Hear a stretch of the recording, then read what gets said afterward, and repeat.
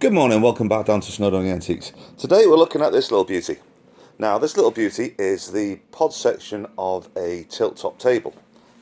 There's the top, here's the bottom. Lots of different people have lots of different words for this type of table. I like to call it a tilt-top table basically because it does exactly that. The top actually tilts up. Now what we can see here is that section there is all smashed away. Okay. Now we do have some bits like that part there, which will fit in,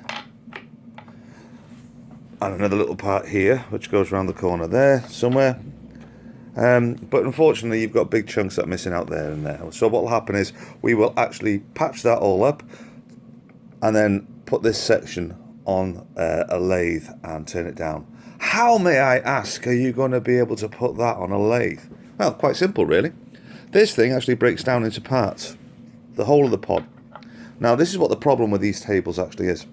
If you look at the top here, you will see a bolt, and the bolt actually runs all the way down through the body to the lower section and is hidden underneath there. There's a little nut that's underneath in that lower section there.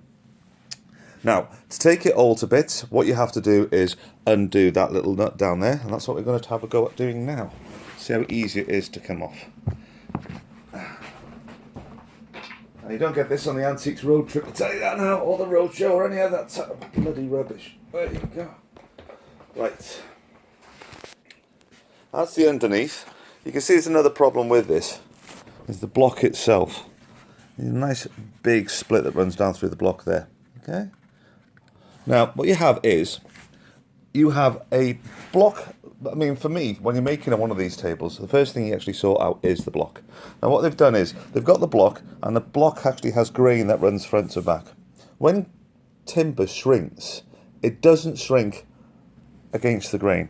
It shrinks with the grain, okay? So what happens is, you'll get the weakest part of the actual block itself will be where this has been let into it. So there's a joint that comes through here into this block, and that's the weakest part. So all it really takes is a little bit of shrinkage, and that's going to go pop right through there. So have a little look at this. Take this off. Give it a bit of a wiggle. Oh, hey, look at that. Blue tack. Absolutely fantastic. Gotta love it when people do their own thing, don't you? Okay. Right, now this is the nut. Give it a turn. This is the reason why it's actually started wobbling, the bits have broken off it. It's because this thing wasn't tight. Because this centre section here isn't glued, what actually happens is, let's get this nut undone. What actually happens is, you get movement. If this thing's not really, really tight, okay, stand it back up again.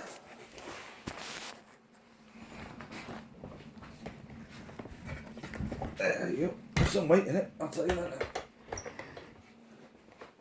Right.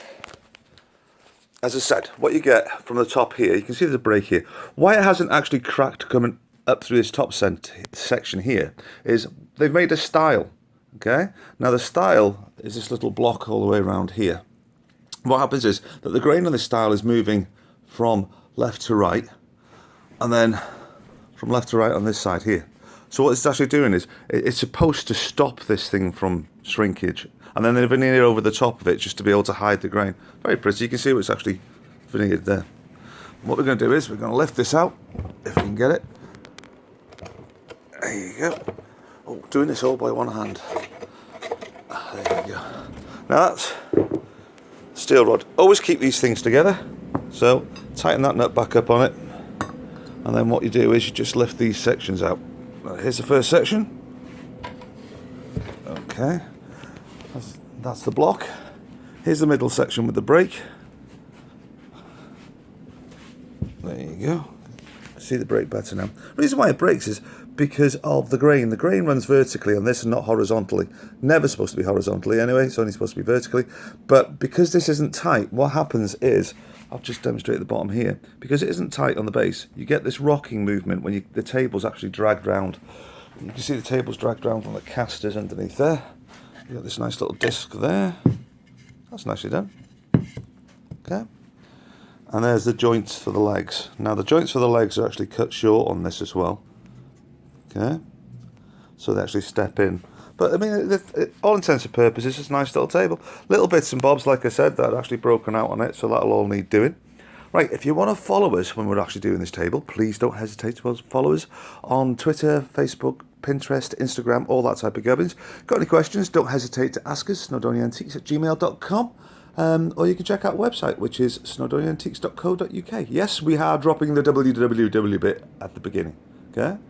So, for the rest of the day, and it is Thursday today, it's getting close to the weekend, have a fantastic day. Take care now.